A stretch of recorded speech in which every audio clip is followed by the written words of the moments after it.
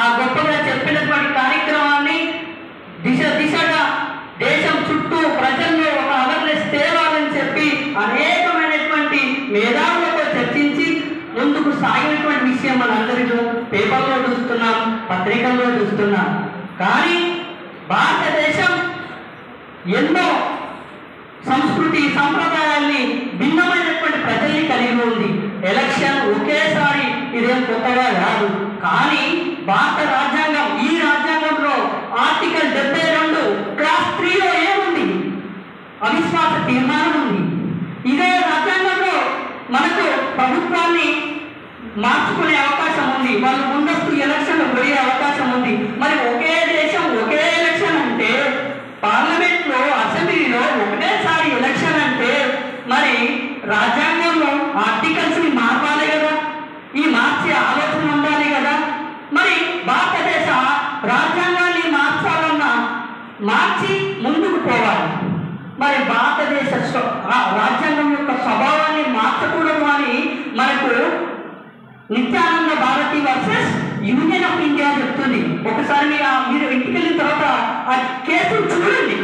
దాని తర్వాత ఇంకో కేసు లాగుంది, Meena Gandhi versus union of India. ఆ కేసును చూడండి. అట్లాంటి ఉన్నాయి. మనము ఒకే, ఇప్పుడు మీరు అందరూ కూడా గొప్పగా చెప్తా ఉన్నారు, మీరు అందరూ కూడా మనకు డబ్బు సేవ్ అవుతుంది, అన్ని సేవ్ అవుతుంది, ఇవన్నీ చెప్తా ఉన్నారు. నేను ఒక్క ఉదాహరణ చెప్పాను మీ అందరికీ. ఇదే కాలేజీలో వివిధ రకాల గ్రూప్ స్టూడెంట్స్ ఉన్నారు. వివిధ రకాల గ్రూప్ స్టూడెంట్స్ కి ఒకేసారి ప్రోగ్రామ్స్ పెట్టాం, సెమినార్ ప్రోగ్రామ్స్. పక్కన ఒకరు ఉంటారు. వాళ్ళు పాటలు పెట్టిరు, వీళ్ళు పాటలు పెట్టిరు, వాళ్ళు డ్యాన్స్ చేస్తారు.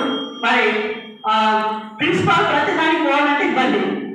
ఎవరి మాట మనకు సమస్య అవుతుంది.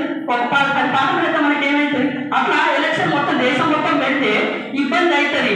ఎక్కడి నుంచి పైసలు జనాలకు పోతున్నాయో అర్థం కాదు. ఇక్కడ నుంచి పోతున్నాయా, మనకు పైసలు జనాలకు పోతాయి, పొలిటికల్ గా ఇబ్బంది అవుతుంది, రక్షణకు ఇబ్బంది అవుతుంది, అట్లనే రాజ్యాంగానికి ఇబ్బంది అవుతుంది. నేను ఒక మాట చెప్పాలనుకుంటున్నా.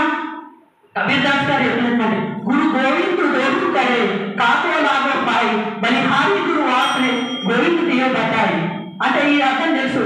నాకు ఫస్ట్ నా రాష్ట్రం ముఖ్యం, నా రాష్ట్రము నాకు దేశాన్ని పరిచయం చేసింది, రాష్ట్ర హక్కులను కాపాడే విధంగా చర్యలు తీసుకోవాల్సింది కోరుతా ఉన్నాను. ఈ అవకాశం ఇచ్చిన మీ అందరికీ కృతజ్ఞతలు, ధన్యవాదాలు. జై భారత్, జై కాంగ్రెస్.